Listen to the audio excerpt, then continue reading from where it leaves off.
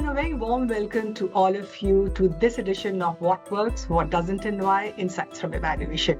Today we'll discuss IED's evaluation of ADB's support for health from 2011 to 2024. Thank you for joining us despite what we all know is the annual bunching season, almost like the seasonal bug, but hopefully not with the same symptoms. In fact, 2 of our 3 panelists are dialing in while on mission, which shows just how committed they are to this discussion. Okay, now let's set the stage. Did you know that by 2050, average life expectancy in Asia, with regional variance, of course, is expected to reach nearly 79 years, 5 years longer than today. That's a powerful reminder of the progress we've made. Fewer children dying before the 5th birthday, safer childbirth for mothers, and wider access to care across the region. Yet, as inspiring as this is, new challenges loom. Aging populations, the rise of non-communicable diseases, and persistent inequalities continue to strain health systems. At the same time, shifting geopolitical dynamics have ushered in an era of greater individualism, where collective approaches to development and health security face new tests. So what did we learn from this evaluation? Team leader of this report, Eungji Kim, will now walk us through some of the key findings. Ji? Good morning. My name is Eungji Kim, and I led the evaluation of ADB support for health in Asia and the Pacific, covering the period from 2011 to 2024. This presentation summarizes the key findings and recommendations from the evaluation. As shown in the outline, we'll cover the evolution of ADB's health strategy, overview of its health portfolio, assess the key findings and challenges from the evaluation, and conclude with the recommendations for ADB to deliver health outcomes in the region.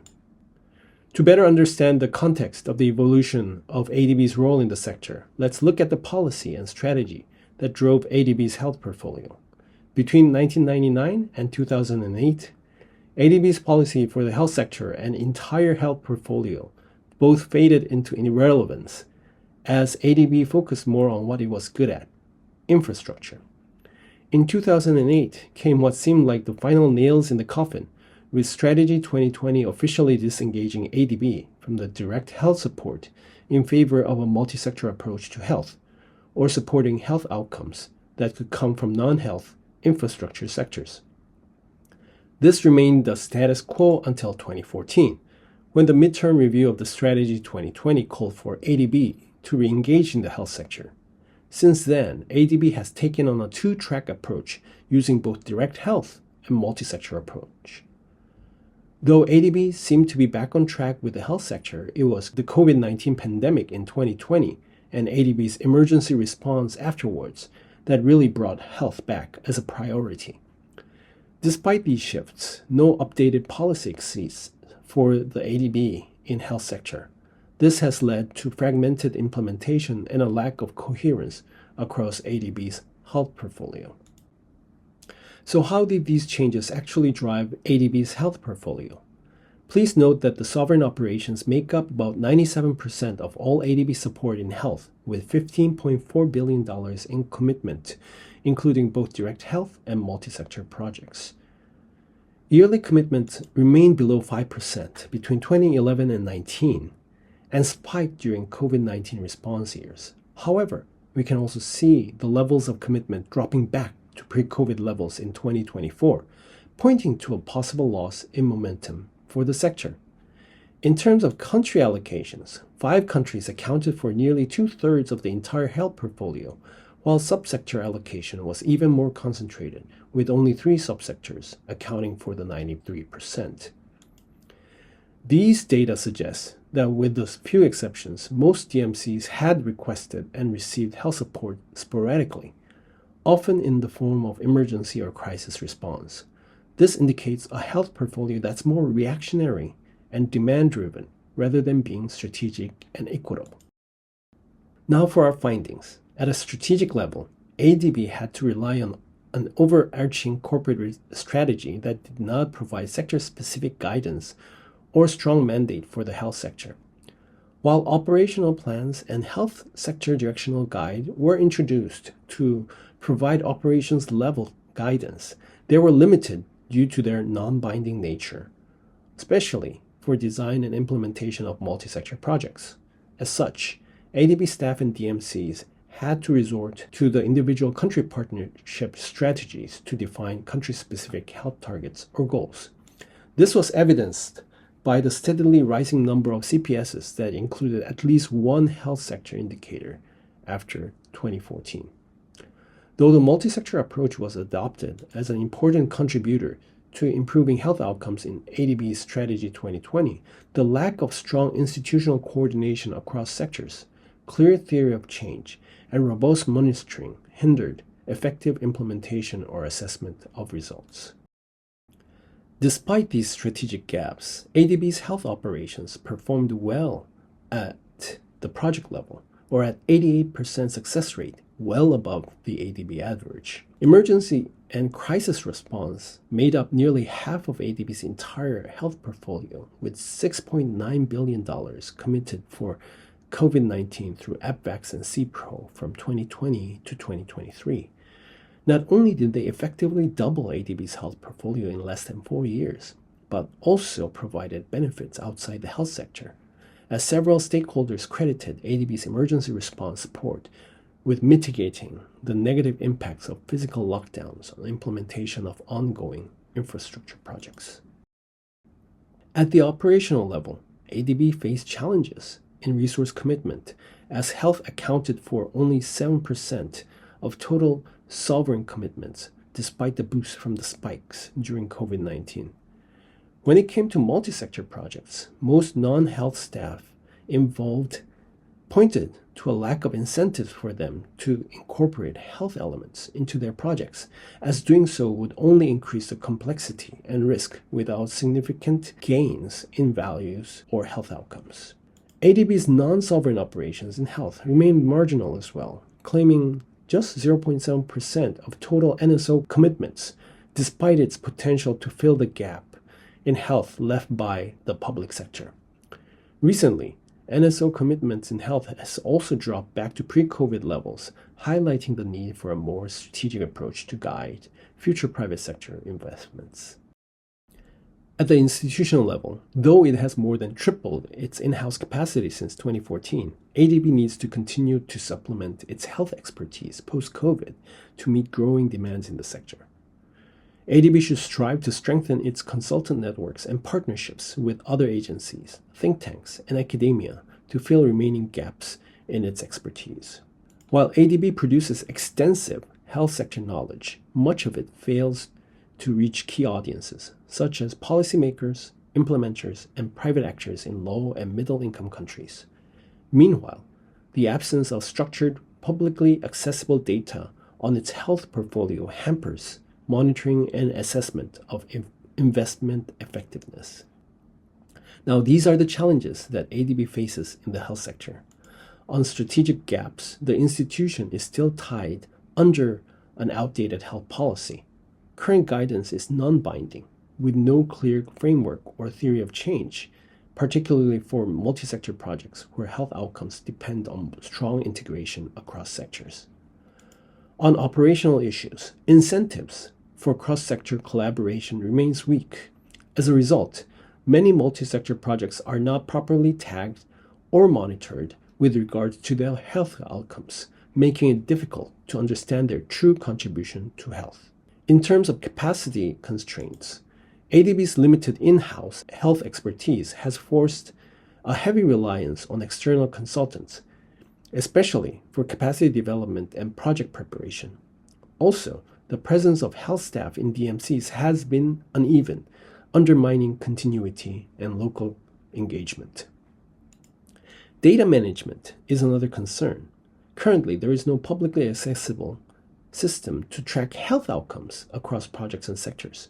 This lack of transparency makes it hard to measure progress, learn from experience, or demonstrate results. Finally, on private sector, ADB's approach has been fragmented, with only a small and scattered pipeline of non-sovereign health operations. This limits ADB's potential to collaborate with the private sector in driving health innovation and scaling solutions.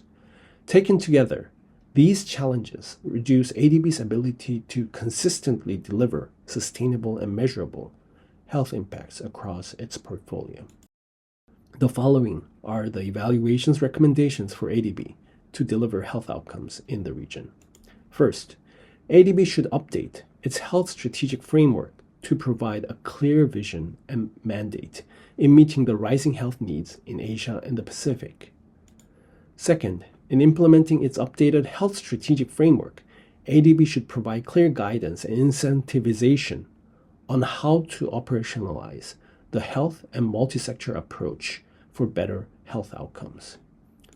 Third, ADB should develop and implement a strategic staffing and resource plan aligned with the updated health strategic framework. And finally, ADB should strengthen country-focused diagnostic work and knowledge management to complement its demand-driven approach to health. If you'd like to learn more about the evaluation, please use the link or the QR code to access the full text on ADB's website. Thank you for your kind attention, and now, back to Celia. Thank you, G, for those insights. And as we've seen, progress is undeniable, but so are the pressures and shifting dynamics that challenge how we work together. So the question for our panelists and for all of us is, how do we turn these findings into action? We'd love to hear your thoughts during the question and answer session. What resonates with you and what do you see as the biggest priority moving forward? But before we get on with the discussion, let's hear from our colleagues on the ground. We call this segment From the Frontlines because the resident missions are where strategies meet reality. Their perspectives on the report will give us a sense of what these findings mean in practice. Let's roll the video.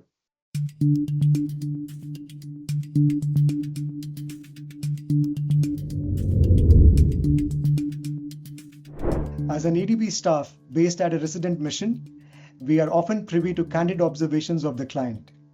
Both at the central and at state ministries of health, ADB is seen as a reliable and a transparent partner to deal with. This trust of clients in us is both a legacy and a responsibility of ours to bear and nurture. In health sector, the rising burden of non-communicable diseases is a crucial concern for India. ADB has been a close partner in government's efforts to improve access, quality and reliability of comprehensive primary healthcare services for NCDs for the urban poor.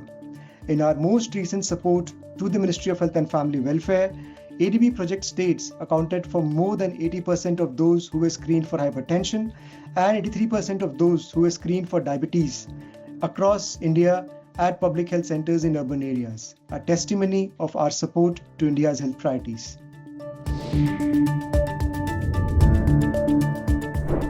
ADB has been supporting Mongolia's health system for more than 30 years continuously. And this has really helped it transition from an old Soviet-style system that really relied on hospital-based curative care to one that really emphasizes preventative medicine and makes strong use of primary health care providers. So ADB helped establish the first family health clinic. We've also supported these then roll out across the country along with rural health centers. We also helped the government to establish a referral system whereby patients will first go see primary health care providers and then they can be referred on for secondary or tertiary care if that's needed. So these, along with many of the other reforms and infrastructure improvements that we've supported, has really helped improve the efficiency of the system, so reducing costs while also improving patient care and patient outcomes.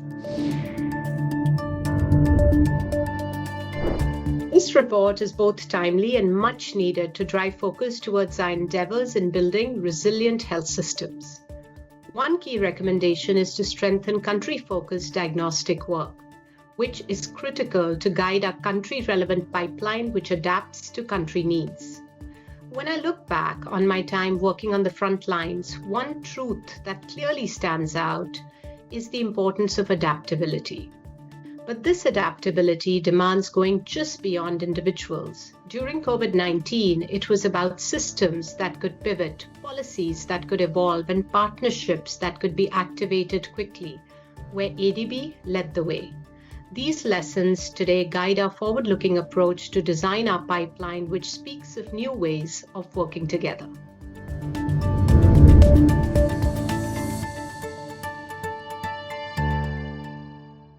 So the work of IED stands on two pillars. One is the accountability mechanism and the other is knowledge. And that is what we're going to focus on today. The discussion today is going to be forward-looking. We are going to unpack the findings and explore what they mean for ADB's future work. And for that, we have some of the best voices in ADB to discuss this topic. We have with us today AD Shantanu Mitra. And joining us from away from the headquarters are Sofia Shakil, Director, Human and Social Development Sectors Office, Sustainable Development and Climate Change Department. Yeah, I got that right. And last but certainly not the least, we have Eduardo, Banzon, Director, Health Practice Team, Human and Social Development Sector Office, again from STCCD. Thank you very much all for joining us today. And with that, I'll hand the panel over to today's moderator and moderator always for What Works, Manny Jimenez. He is, as you know, the Director General of IED. Manny, it's over to you now. Thank you very much, Saleha, and welcome Shan, Dodo, and Sofia to this panel. Thank you for joining us from a very diverse set of locations. Dodo, if I might start with you, given your very wide international experience, not just at the ADB, but at the World Bank and WHO, as well as your on-the-ground experience here in the Philippines. As you look forward, and I know you've just come from the very successful health forum that you sponsored here in the ADB a couple of months ago, the challenges, as both Saleha and G pointed out, are really daunting going forward. You have a health transition here in the region from to the issue of having to address NCDs, non-communicable diseases, and making sure that people have access universally to those services. And at the same time, Asia is seen to be the source of pandemics that go around not only in the region, but around the world. So from your point of view, going forward, what are the issues that ADB wants to tackle in helping our developing member countries address these really thorny challenges? Thanks, Manny, and hello from Lombok here in Indonesia. So in a sense, what we're trying to do now is sort of, organize and make ADB more focused on areas which will be among our strengths. So universal health coverage is something all our developing member countries have adopted. It's nearly all of our countries has made it part of their aspirations. And so we have launched by the President Canada, what we call UHC peers. That means sharing of experiences. We're not here to help them recreate it. Probably we're here more to help them reimagine how it's going to be done. Now, within the space of UHC, we recognize also that our developing member countries need support in building hospitals. Not that we're not going to support primary care. We will continue to support primary care and other levels of care. But countries are really they need to make sure that hospitals are not just built right. They're also climate resilient, disaster resilient, low carbon. That's also connected to the healthcare system. And so we're starting a work which we call HOOP, Hospital Facility Observatory of Asia Pacific, trying to have as much knowledge on hospitals and building on our expertise. We're actually very good as a bank in building hospitals all over the region, but usually treated as separate projects. Now we're going to do it in a more organized manner. And this includes, of course, also teaching hospitals, where we're also very good at. So in a sense, in UHC, we're going to make our support much more very responsive to what we're seeing as problem. The last part, and last October, we actually hosted the Stop TB, Tuberculosis Global Board meeting in Manila, is to help what we call shift vertical money from global funds and make it part of health systems. And in a sense, we hope that we're trying to get countries now to eliminate TB, be ambitious, and we could support that. And so we're now also looking into that, and we see that as part of our broader pandemic preparedness work. Finally, of course, COP30 just finished, and we're proud to say we co-organized 3 events there, even out of Manila. So we'll continue to make sure that we will provide guidance to our DMCs on climate and health action. I'll stop there, man. Yeah, thanks a lot, Dodo. And I think what you pointed out about the link between health and climate is going to be something that we're going to want to address in the future. And I do want to get back to the point you made about hospitals and NCDs. But before we do that, Sofia, if I could turn to you. As you heard from the evaluation, what G mentioned, ADB's had an understandable strategy to make sure that we address health outcomes not just through health systems, but through a variety of other sectors where an ADB is good at, including infrastructure and others. And how do you see the challenge, ADB addressing the challenges of ensuring that health outcomes are front and center in the work that we do, not just in the health sector, but in other sectors? And what would be the role of your department as you see it in addressing that? Sure. Thanks, Manny. And greetings from Ankara in Turkey. It's early in the morning here. Let me start by saying that, working, promoting health outcomes through the lens of not just our health projects, but, sort of more broadly, maybe what we could do is start with the low-hanging fruit. In HSD, Human and Social Development, where Dodo and I sit, we're working with teams that are already multi-sectoral, doing education projects and social protection, as well as health. And so that in itself has been a great opportunity to start working in strengthening some of the health outcomes through, for example, our in education. I mean, there's some of the very obvious ones, and Shantanu, you've seen our work in Afghanistan on this, is just that ensuring wash facilities are there at schools, and in our social protection programs, having better access for maternal and neonatal child health care. We're doing that through social protection programs. So these are some of the easy ones to capture and incentivize. When we start working with sort of other sectors, now with the way that, if we're looking internally at ADB, I think we're already moving towards a better incentive model to be able to do more multi-sector, cross-sectoral things, especially with, agriculture, food security, working on nutrition focused outcomes and integrating those into our health program, but then also, expanding food safety and security. And we're lucky that we're able to sort of collaborate in a context in an FCAS situation like Afghanistan on that, and do that more naturally. But this is one of the challenges, how we're tackling institutionally to incentivize, working, for example, with energy and other infrastructure sectors on how to integrate health outcomes and social sector outcomes into these programs. We've started this piloting this credit sharing initiative, which will give incentives to the teams to collaborate from different sectors, and that's a really good approach to giving some kind of an incentive on that. But then even maybe going beyond, looking at maybe perhaps putting in dedicated funding windows to use like small cross-sector integration funds to pilot health components within transport or urban projects. I think that would be a very useful way, and I think we're starting to have a little bit of discussion on how we can put in place some TAs to do that.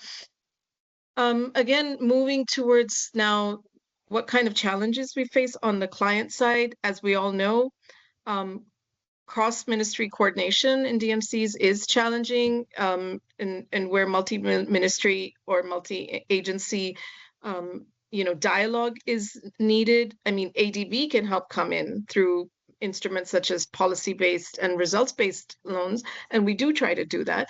But working through other platforms like regional platforms like CARIC and SASEC, ASEAN, that can also help bring policymakers beyond the line ministries together around issues of food safety, surveillance, et cetera, can also help to elevate the importance of integrating health outcomes as a part of sort of overall development outcomes. So great. These are just a couple of things. No, great. Thanks very much, Sofia. It's really good to hear that you see some hope for ADB and addressing some of the issues on working as one ADB across sectors. And I think that's something actually the NOM has been trying to address. And I take a very good point on that's going to be something that we need to work on, because our clients themselves are siloed sectorally, and we have to lead them along the journey. I want to get back to that. But Sean, if I could turn to you from your perspective as a board member, you saw that I really wanted to ask you about what you see as the value added of ADB in the more global setting, because we have excellent people, as you see on the screen, to work on health, but it's a relatively small sector within ADB, and the challenges are daunting. For what would you, as a shareholder of ADB, like to see the institution focus on in addressing these thorny issues of universal health coverage, but also these global public goods or bads, such as pandemics? Okay, thanks very much, Manny, and thanks for the invitation. I'm really glad to be on this event. I actually started my career as a health economist working on health sector reforms in the UK. It was a long time ago, but it's a sector which has some, is quite close to my heart. Let me just start by saying I've, in my time on the board, I've seen some very good individual health interventions. On the systems side, there was the Mongolia program, which CD Shannon referred to. I recently saw what I thought was a very good Assam tertiary health sector reform program, which did address system-wide issues.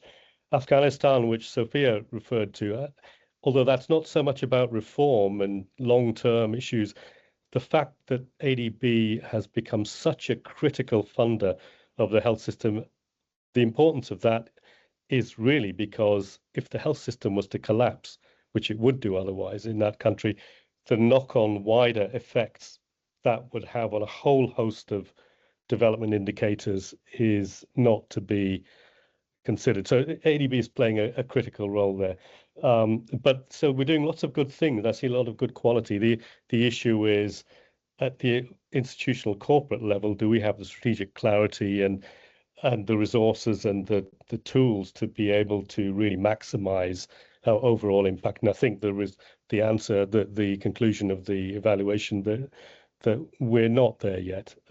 So just to answer some of your questions, what should be the role that ADB plays? I think ADB and the multilateral development banks have generally have a unique role to play in this area, not just because of the scale of financing, but because of the role that they play in taking a macro system-wide look at issues, bringing together governance, financing issues, as well as technical issues. These are roles which I think attributes which can't easily be filled by any other parts of the international system. And I include in there the technical, the health-specific agencies, the funding agencies like, the Gavi and the global funds and the UN technical agencies. So I think ADB has to work with them, but what we have to offer can hugely kind of amplify the impact of the international system on health. I'm not so concerned about. I don't know what the right answer is really on the amount of financing. I mean, I would say that 1% or less than 1%, which we saw the pandemic, probably that clearly is too low. But since the pandemic, 5 to 10%, I'm not sure whether that's too low or about right. More important is the impact that we're having on health outcomes. And I don't think that is not perfectly correlated with the amount of HSD-led or health sector financing that we have. I do believe that, one of the most important things for ADB to do is to frame health as being a foundational issue to our core development mandate. Issues like economic productivity, climate resilience, disaster preparedness, social inclusion. I think regional cooperation as well. There's a lot of issues there. So I think bringing out the evidence on how important health is in those issues will put on a better platform to really advocate for health work and actually identify what needs to be done. And I would also say I do think and it's going back to your question of what should be the role of ADB, I do believe that we should focus on our comparative advantage rather than going into new areas. And that's not really about health sector versus multi-sectoral, but I do think, clearly infrastructure is a core area of comparative advantage. So that clearly is something we should be focusing on, and we should be not just building infrastructure, but we should be doing it in ways that bring in the value added on inclusion. Sofia mentioned climate resilience, also operations management, governance of infrastructure facilities. So we should not be doing plain vanilla building infrastructure, and I don't think we do that anymore. Health system strengthening, I think, is a huge area. So getting the public sector management group and having more health inputs and capacity in there to be working on health system reform, sustainable health financing, governance and procurement is an area of huge and probably is underplayed, I feel. Emergency preparedness, climate resilience are priorities, areas of comparative advantage for the bank as well. And regional public goods, I would say issues like cross-border disease surveillance, regional vaccine supply chains, harmonizing regulatory, having more regulatory harmonization across the regions could actually play a huge role in getting more scale and addressing the global public good issues. I should probably stop there. Great. No, thanks very much, Sean. May have been some time ago, but you still clearly remember a lot of your health economics. So thank you for those insights. And in fact, I want to go to Dodo now to address this issue that you've raised, Sean, and also that Sofia raised on the need to focus on health systems. And I'm sure, Dodo, when you said ADB was going to build hospitals, that it wasn't not just going to do that, but it was really doing this in the context of health systems. And I just wonder if you could speak on that. Yes, Manny. It's within the frame of UHC that we're doing this. So it's like when we start looking at how countries are doing UHC, our countries in Asia and the Pacific know how to do primary care. And they actually can mobilize the necessary money to provide primary care. And are really, if you engage with them, it's really more policy loans or results-based loans. Because this is the policies are in place, they just need to do that. But when we start looking at how they build hospitals, which is part of the system, they just don't know how to do it. And even the way they provide the budgetary financing just won't fit. They can only get 1 year's budget. So you procure for 3 floors as you wait for the following year's budget. So there's actually a clear advantage for us to come in there. Plus, we bring a lot of expertise that's currently not there. So when we say we will help them with hospitals, it's not because we want to build plain vanilla. No, we see that this is a key part of the system, which countries in Asia and the Pacific are not doing a good job. And if we get this to work better, then primary care becomes stronger. So we have a project going up. Sorry, it's still going for loan negotiation, which basically highlights how if we do it right, it can strengthen training of health workers. It strengthens primary care. It strengthens health financing. So we see this really as part of a whole systems approach. I'm glad you mentioned health financing, Dodo, because as we know, hospitals provide services that are important but expensive, especially to the middle class and the lower classes of the lower income people in the population. What is being done either by ADB or others on the issue of health financing and insurance? I know that that was your bailiwick as the former president of PhilHealth. And are there things we can make that work on the demand side as well as supply side? So what we're actually seeing is in a lot of our countries, most of our countries have started to set up national health insurance or health funds because they've realized that they need to engage. Giving budget to government hospitals led to inefficiencies. So having a purchaser, a payer relationship with a provider will actually work. Also because they recognize the private sector is part of the game. So if you only give a budget to government, then you basically don't give access to the population for private hospitals. So we're seeing large national health insurance, and actually the biggest is now in Asia, from PhilHealth to BPHSK to the one in India, Sehat Sahulat, Pakistan. They're all over. So basically what we're trying to do is we help them find money. And this is for some discussion with health taxes because of the Philippine experience that was earmarked for health insurance. And this is something everyone's read. But more than that, we want them to run this health insurance right. Ministries of health don't really have that expertise. And even if people are put in national health insurance, they don't have that expertise. So we're trying to help them build that expertise, whether it's running it, using digital tools, everything. We want to make sure. Now, luckily for us in Asia, we have countries that do it well. Japan, Korea. So that's why we set up this UHC peers, so that the experience of and sorry, Sofia's here. Turkey is a great example also of how to run national health insurance. So the experience of this country can be shared with other countries. So we won't come in and teach them how to do it. We're trying to say, look, learn from each other, because your problems was actually a problem of the other countries before. And maybe the solution would be the solution that you could consider in your country. So we call it UHC peers. So that's a great point, Dodo, that in fact, addressing health financing will unlock the private sector because in many countries, of course, they are the main providers of health services and not the public. And I was wondering, Sofia, if you could reflect on this. And the evaluation found that, in fact, ADB is not doing a lot yet relative to others in supporting private sector facilities in the health systems. And what are some of the ways you think that we can do to support to upscale that work?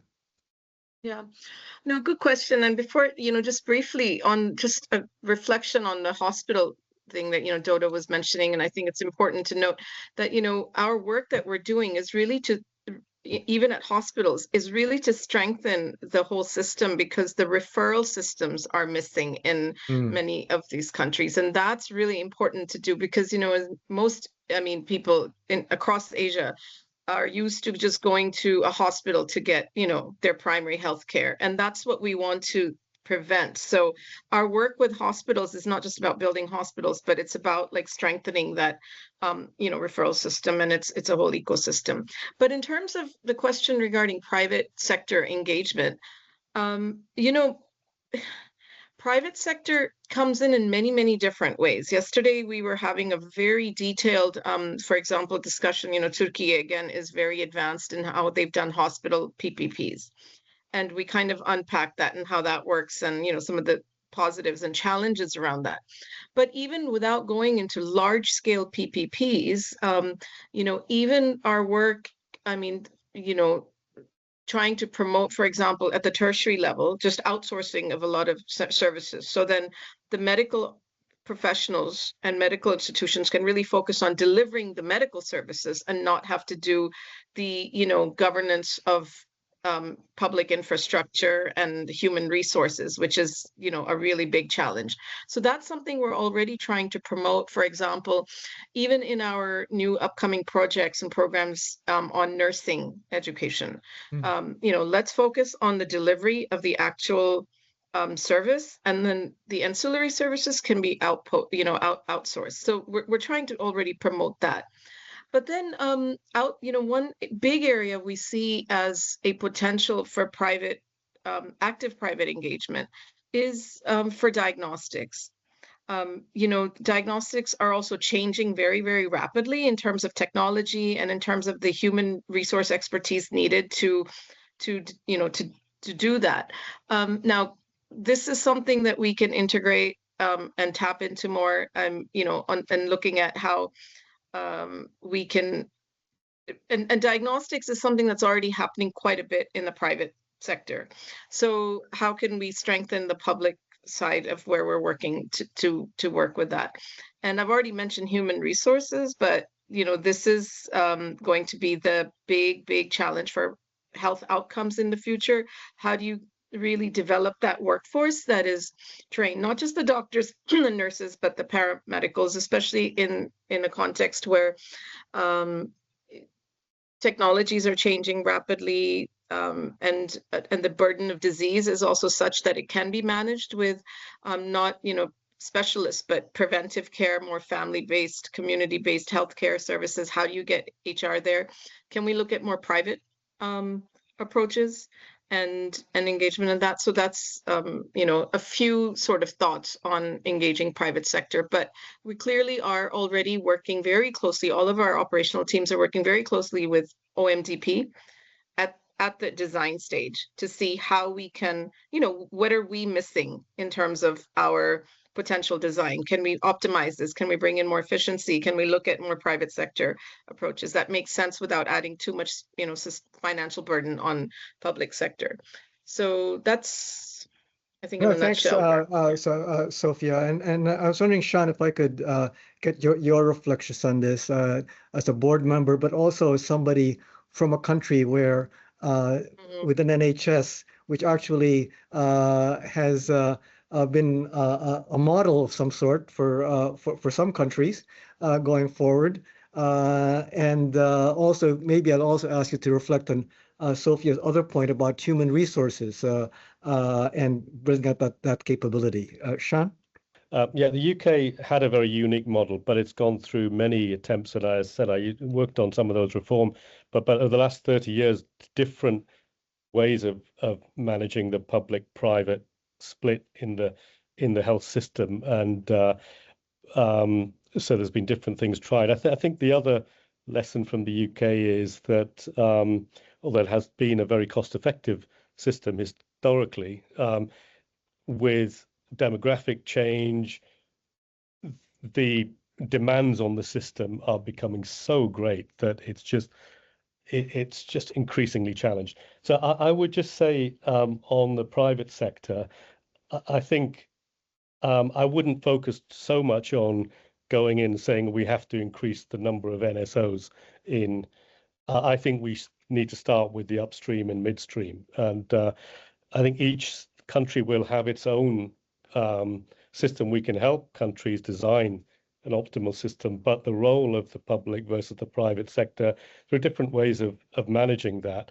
And so, health is notorious for having subject to huge market failures of different types. So I think, it's being aware of that, putting in that strong policy, economic advisory and health system advisory capacity to help countries design the optimal system, understand what are the regulations that need to be in place, quality standards. So I think the system, focusing on the system, then the role of the private sector kind of flows to some extent from that. I mean, I agree with Sofia, things like diagnostic labs, and there's no reason why those need to be in the public sector. And it may be an emerging area. I would say a lot of telemedicine and digital health is another one which can really be a complement to public sector and maybe a fairly nascent. So I think if PSOD, I mean, I'm not saying there isn't a role for NSOs, but I think it needs to be a strategically driven approach rather than just an opportunistic one. And I would say that applies to PSOD across the board. But certainly in health, we need to think about where are the areas where there are really emerging areas where it's difficult for private sector players to get the finance and go to scale. But I would also say a lot of it, when we're talking about private sector, we need to be helping develop the markets for health, and that relates to the way that health systems are designed, the financing model. I do think OMDP have a big role to play because a lot of it, most of it will be about public-private partnership rather than pure private sector. And so understanding how to design and structure those kind of models is really important. But it will be informed by the policy and regulatory environment that countries have. So I would emphasize more the upstream and midstream. But when we are considering going into downstream, I think it needs to be a very deliberate, strategic approach that we take. No, thank you.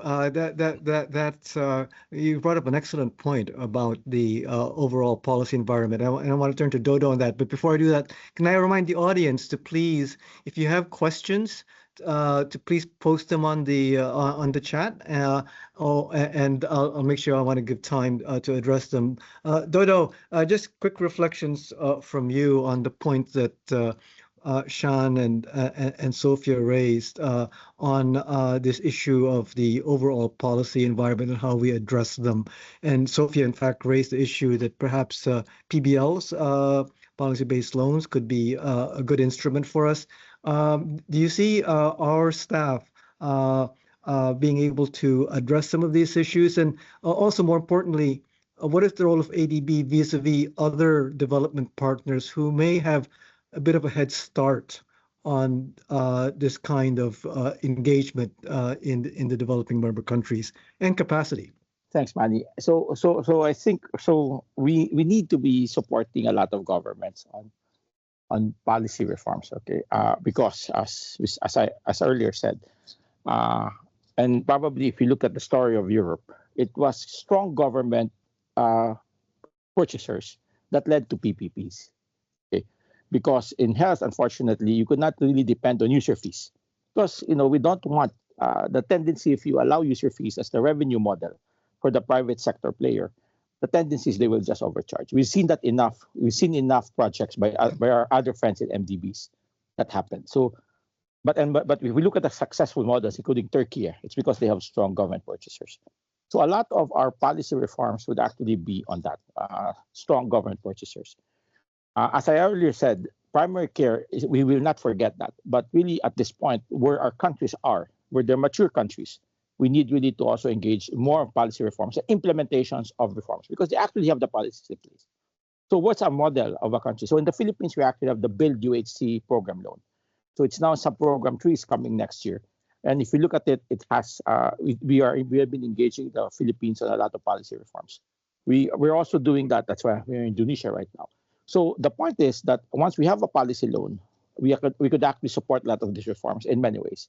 Now, of course, and it actually leads to downstream work. Once you have policy loans, there will be gaps that countries will tell us, okay, can you do an investment loan? Or we could actually open up more really productive, not standalone OMDP projects or PPPs, because actually linked to the whole policy. So the question and the difficult question you're asking is, can our teams actually do it? This is going to be part of our response to your IED evaluation, Manny. Clearly, we need to have more staff. Okay, we have done a better job. Okay, when I joined the bank, there was only about 4 of us health. Now we have people outposted all over. There's about 30 staff right now, but we need more. Do we need to have more diagnostics? Yes, we do. Our diagnostics have always been driven more of a response to country needs or driven by the project rather than overall diagnostics. So we're starting to do that. And we're starting with hospitals. We will do other part of health. Do we need to make sure that our messaging, our studies are actually read? And so we're doing Inspire was part of that. And we're now really been, I think every week, every month, we see a blog from health. So those little things, and we plan to have more publication. And finally, do we need to work with other development partners? Yeah. So here in Lombok, I'm actually in a meeting with 4 development banks, World Bank, AIB, Islamic Development Bank, and us, because we agreed to work together. It's still a challenge. But we have been reaching out. We've been trying to find those areas where we could work with our friends from WHO. The Global Fund is actually in Manila right now. I left them last Tuesday. So we're actually in that point. It's still difficult sometimes because getting these clear parameters of where we engage, where we work with each other, this probably needs, how do we call it? We need to sensitize each other. This is like a long relationship. We start with everybody on guard. Hopefully, at a certain point, we start trusting each other more. But I think that desire is towards that. The needs of the region is much more bigger than ADB, but we also argue that we know the region much better than them. And because we actually have a lot of value. WHO can talk to ministries of health. They do not know how to talk with Ministry of Finance. We can do that. The other MDBs usually come in more prescriptive. Sorry, I'm not criticizing them. Hopefully they won't hear me as I say that. We listen more. We listen so well to our countries. So I think that's a strength that we have. And so there are other strengths and we're not very focused on vertical programs like the Global Fund. So Global Fund is only TB. So we could actually tell them, no, strengthen health systems. If primary care hospitals are good, your TB will disappear. So that's the kind of discussion that we're bringing on the table. So it's been quite an exciting past few recent years, and we hope to be much more excited because thanks to IED, we have now an opportunity to prepare the next health strategy, which can hopefully guide what AD will be doing in health in the next 20 years. I tell the team, this is an opportunity of a lifetime to be actually be part of ADB when we're going to write up. Well, we will prepare the draft that will be approved by the board and all. But it's actually a great opportunity for anybody working in the sector, because now we have the opportunity to help prepare what will be guiding, hopefully, ADB's engagement in health for the next 20 years, maybe 25 years, because the last one was 1999. I'll stop there. Oh, great. No, thanks. I don't see any other comments, but Shan, I was wondering if you could reflect on what Dodo mentioned on partnerships, and from your perspective as a board, do you sort of agree on what Dodo's point about where it is the ADB has the comparative advantage and just more, having a more global perspective? What do you feel about how we strengthen these? Yeah, very, very much so. Completely agree, 100% with what Dodo was saying. And I think that, I was trying to make a similar point in my first intervention as well. I mean, I think the fact that we can talk to ministries of finance, that we take we can take the broader system-wide view.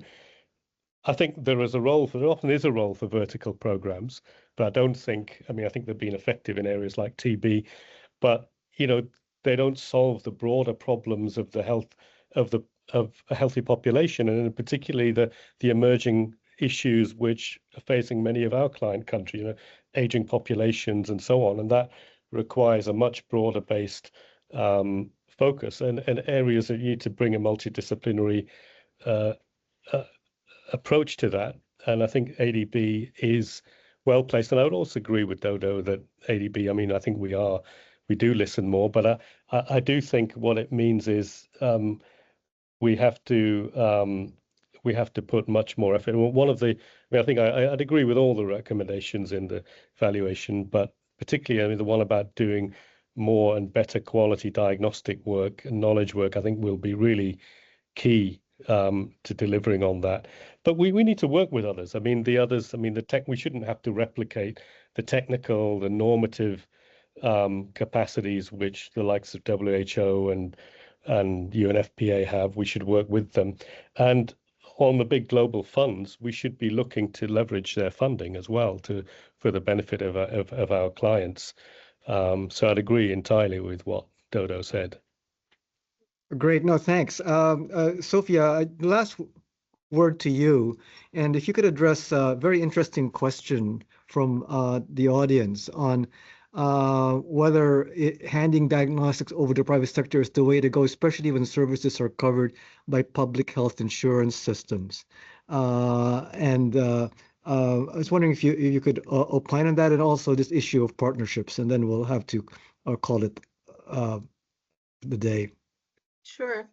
It's an interesting question. I don't think handing over is probably the right lens through which we would look at. It's really about leveraging what is already happening in the private sector, and for the public sector to see how you can develop those partnerships, whether it's a contractual relationship, whether it's integrating diagnostics into public facilities with a private operator right on site. There are many models, and we see them constantly in the different DMCs that we're looking. So I think the key is what partnership, what works in terms of the financing health, as well as the governance model that you're looking at might be different for different tiers of healthcare provision. But it's really important to develop and promote more public-private partnerships in all different shapes. And as Sean, you were saying, the population, we're going through demographic shift, and there's a lot of aging thing. Unless we look at it the whole lens through a sort of healthy living and healthy aging society, we're not going to be able to get public sector or private sector to deliver for a society through, unless we put that lens at the center. And that's where ADB, I think, not just through policy-based loan, we've also been able to demonstrate how we can use technical assistance to really influence and bring about policy changes, do the testing, do the innovations, whether it's for public-private partnerships, whether it's for policy reform in, all in upstream work, but also, to influence downstream design. And I think that's going to be the big approach that we adapt. Great. No, thanks very much. There's so much more to talk about. All of you raised so many more issues, but unfortunately, we're out of time. I think one thing I take away from this is that ADB, in ADB, it may be small sector financially, but ADB wants to punch above its weight class in health, and I'm really happy to see that. The other is I want to echo Dodo's point that take critical evaluations as an opportunity rather than, and I really enjoyed hearing him have that perspective, and that this is a way to actually move forward. So with that, turn it over back to Saleha, but please join me in thanking a terrific panel for a wonderful conversation. Thank you. Thank you very much, Manny. Lots of very interesting questions raised and many answered. One question, maybe a little different, is to all of us is that are we losing the digital survival skills we mastered during the COVID-19 lockdown in view of the technical glitch that happens? But nonetheless, the show must go on. Thank you to all our panelists for sharing their insights and to all of you for joining us during this busy season. Thank you very much. Bye-bye. Thank you very much. Bye-bye. Bye. Have a good day, everybody.